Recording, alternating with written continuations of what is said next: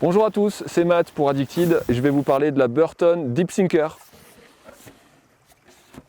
La Deep Sinker, c'est la board All Mountain Backcountry chez Burton. On se retrouve sur une board super polyvalente, plutôt typée piste hors piste, mais qui a un comportement hyper équilibré pour une utilisation aussi freestyle.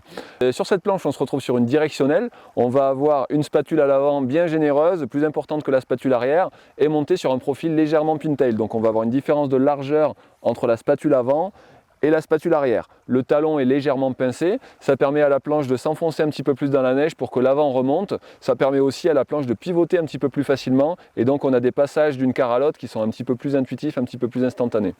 On se retrouve sur un cambre directionnel sur cette planche-là.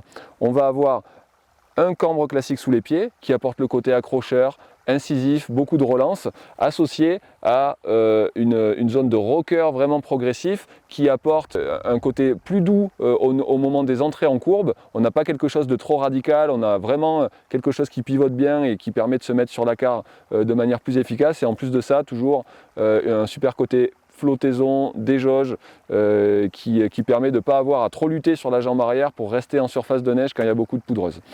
Elle est très équilibrée cette planche.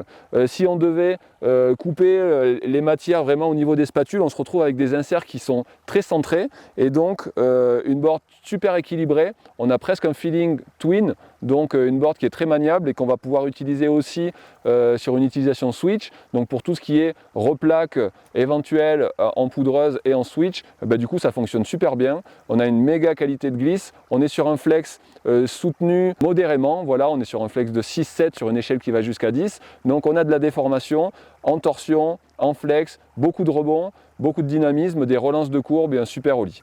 Voilà, vous êtes à la recherche d'une board all mountain, polyvalente, piste hors piste, mais vous avez encore envie aussi de jouer avec les bords de piste, faire des petits 180, jouer un petit peu avec les spatules, etc. Ça fonctionne avec la Deep Sinker pour un rider de niveau intermédiaire à très bon, la Burton Deep Sinker.